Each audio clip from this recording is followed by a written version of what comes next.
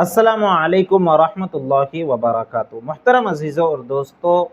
آج ہم اپنی زندگی میں کتنے پریشان ہوتے ہیں اپنی گناہوں کی نحوست کی وجہ سے، اللہ کی نافرمانیوں کی وجہ سے، اللہ کی ناشکری کی وجہ سے۔ آج ہم لوگ اپنی زندگیوں میں پریشان ہوتے ہیں، مصیبتوں میں گھرے ہوئے ہوتے ہیں۔ تو ان تمام پریشانیوں، مصیبتوں کا بس ایک ہی علاج ہے کہ انسان اپنے پروردگار کا فرما بردار بن جائے، انسان اپنے خدا کا، اپنے رب کا، اپنے پالنہار کا اطاعت شعار بن جاوے، اس کی اطاعت شروع کر دے، اس کی تمام مصیبتیں اور پریشانیاں دور ہو جائیں گی۔ ہمارے اللہ والے، ہمارے اکابر، اللہ رب العزت ان کے قبروں کو نور سے منور فرمائے، جو حیات ہیں ان کا سایہ ہم پر تا دیر قائم و دائم رکھیں، کہ یہ امت کو بس اللہ کے مطیع اور فرما بردار بنانے پر تلے ہوئے ہیں، اور ان کی محنتیں اس کے اوپر لگ رہی ہیں، ان کی زندگیاں اس کے خاطر خپ رہی ہیں۔ اور جو لوگ اس دنیا سے رخصت بھی ہوئے ہیں، وہ لوگ اپنی زندگی کا سارا جو وقت تھا اسی کے اندر انہوں نے صرف کیا کہ بندے کسی نہ کسی طرح سے اللہ رب العزت کے مطیع اور فرما بردار بن جاویں، گناہوں سے بچنے والے بن جائیں۔ اس سلسلے میں ہمارے اکابرین میں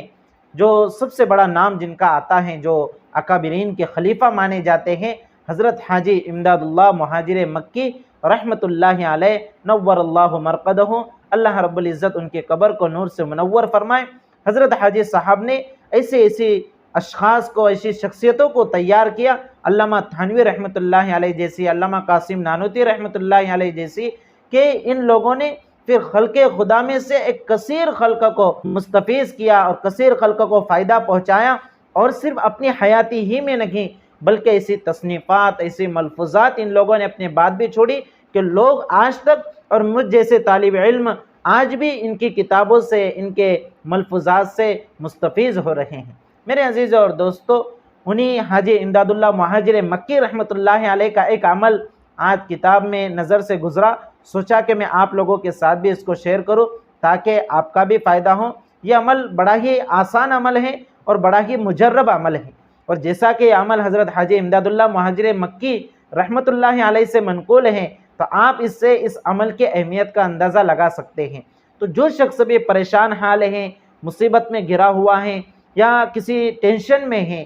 یا پھر اس کی کوئی حاجت ہے، ضرورت ہے جو اللہ رب العزت سے وہ پوری کروانا چاہ رہا ہے، تو اس کے لیے یہ بڑا ہی مجرب عمل ہے اور بہت آسان ہے۔ وہ عمل کیا ہے؟ روزانہ صبح کی نماز کے بعد، یعنی فجر کی نماز کے بعد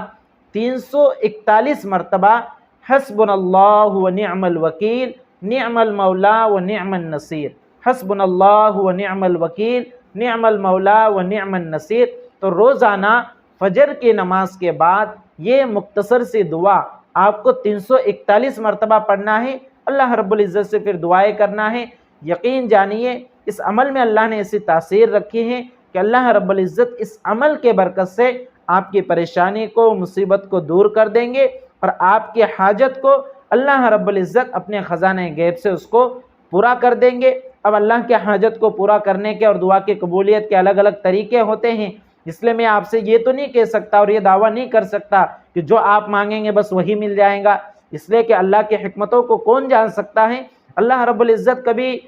بندے کے مانگنے پر جو وہ مانگتا ہے، کبھی اس کو وہی دے دیتے ہیں، کبھی اس کے بدلے میں کوئی مصیبت، بیماری ہٹا دیتے ہیں، اور کبھی اس کی دعا کو قبول کر کے آخرت کے لیے ذخیرہ بنا دیتے ہیں۔